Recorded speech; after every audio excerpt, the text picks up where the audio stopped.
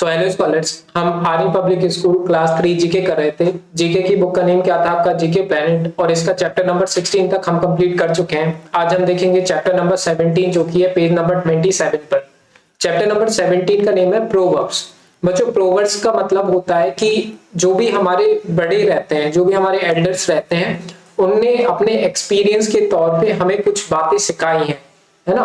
तो उसी से रिलेटेड ये जो हमारे लिए एक नॉलेजेबल फैक्ट्स सामने आते हैं उनके एक्सपीरियंस से, उसको हम बोलते हैं प्रोवर्ब्स। क्लियर?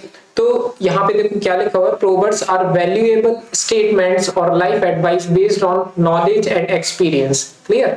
तो जो भी एक्सपीरियंस और नॉलेज के बेसिस पर स्टेटमेंट्स आते हैं उसको हम प्रोवर्ब्स कहते हैं।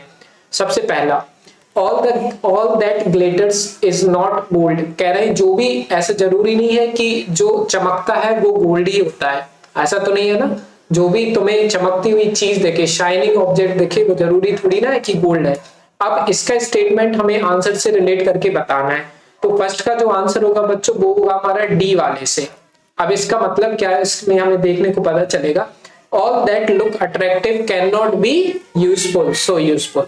कह रहे हैं कि जो भी ऑब्जेक्ट हमें अट्रैक्टिव लगता है, जो भी हमें देख के उसको लेने की इच्छा होती है, जरूरी नहीं कि वो हमेशा यूजफुल ही हो, वो हमारे काम का ही हो, हमेशा ऐसा नहीं होता है।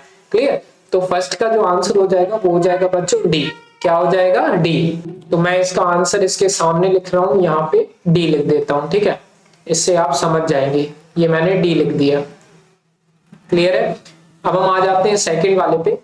सेकंड में देखो क्या लिखा है, honesty is the best policy. ये स्टेटमेंट आपने बहुत बार सुना हुआ होगा, honesty is the best policy. आपका इससे डिस्क्रिप्शन से हमें मैच करना है, तो इसका जो बेस्ट डिस्क्रिप्शन होगा वो होगा हमारा एच वाला पार्ट।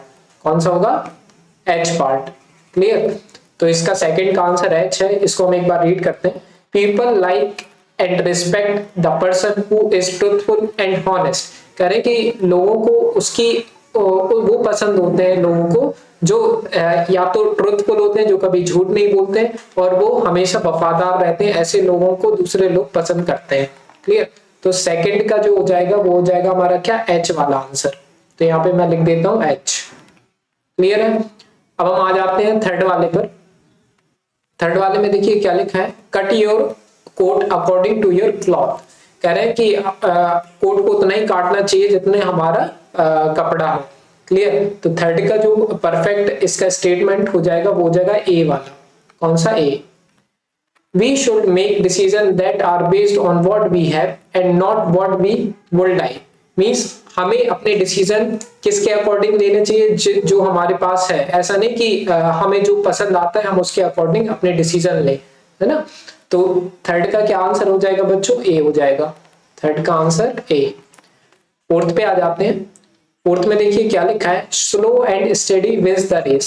है ना। कह रहे हैं धीमा और धीमा क्या रहता है, वो विन करता है रेस को। जैसे कि आपने रैबिट वगैरह, रैबिट और टर्टल की रेस का वो कहानी सुनी होगी, उसी से रिलेटेड है ये। तो फोर्थ का जो आंसर होगा बच्चों वो होगा हमारा एफ वाला।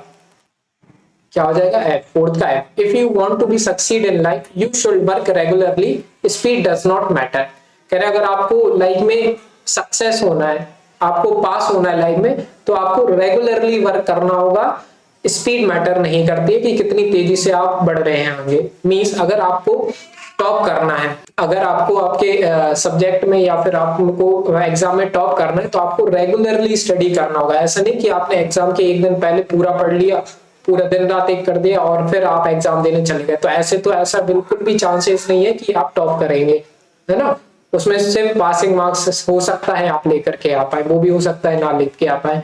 तो अगर आपको टॉप करना है या फिर हाईएस्ट मार्क्स लेकर के आने हैं, तो आपको रेगुलरली स्टडी करना पड़ेगा, रोज पढ़ना पड़ेगा, है ना। तो इससे हम रिलेट करके देख सकते हैं। तो फोर्थ का जो आंसर हो जाएगा बच्चों वो कौन सा होगा? हमारा एफ वाला पार्ट हो जाएगा। फोर्थ का आंसर क्या होगा?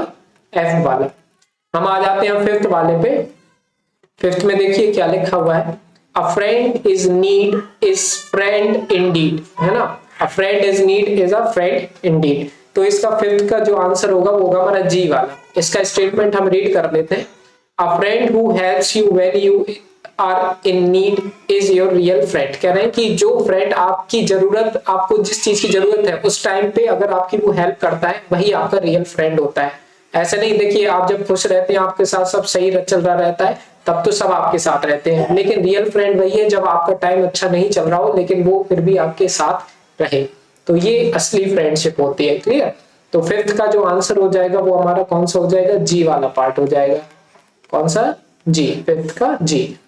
सिक्स्थ पे आ जाते हैं, नो पेन नो गेन। ये भी बच्चों बहुत सुना होगा आपने, नो पेन नो गेन वाला। तो इसका जो सही स्टेटमेंट होगा वो होगा हमारा सी वाला। Without working hard you can not succeed. Means अगर आपको सक्सीड होना है, आपको पास होना है किसी भी ऑब्जेक्ट में, अगर आपको क्या करना है, मान सकते हैं आप कि आपको टॉप ही करना है आपके एग्जाम में, तो आपको क्या करना पड़ेगा? वर्क हार्ड करना पड़ेगा। ऐसा नहीं कि आप एक कंफर्ट जोन में रहो और आप सोचो कि मैं कल पढ़ लूंगा और ऐसे आपका बिल्कुल सब कुछ काम हो जाए, ऐसा नहीं होता है। आपको क्या करना पड़ेगा? वर्क हार्ड करना पड़ेगा, हार्ड वर्क करना पड़ेगा, तभी आपको अच्छे मार्क्स मिलेंगे।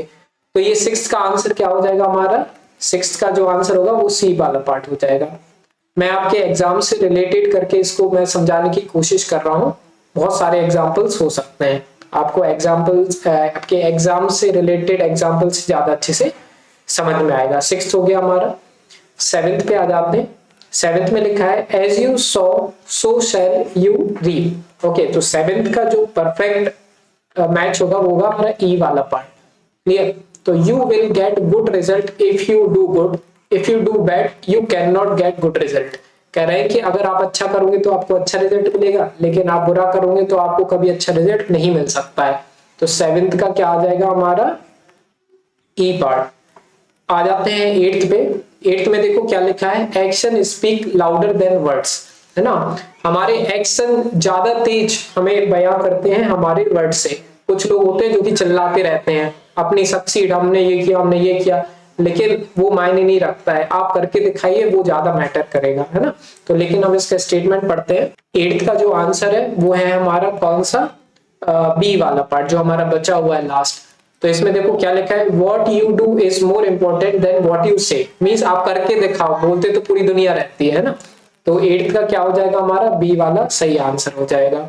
तो इस तरह से बच्चों ये हमने सारे कंप्लीट कर लिए हैं, है ना, प्रोवर्ब्स। इसके बाद देखेंगे हम चैप्टर नंबर 18 नेक्स्ट वीडियो में। अगर पसंद आई वीडियो प्लीज लाइक करना, सब्सक्राइब जरूर करना। चैनल में कोई भी डाउट रहे तो मुझे पूछ सकते हो। तो बस मिलते हैं नेक्स्ट वीडियो में। बाय।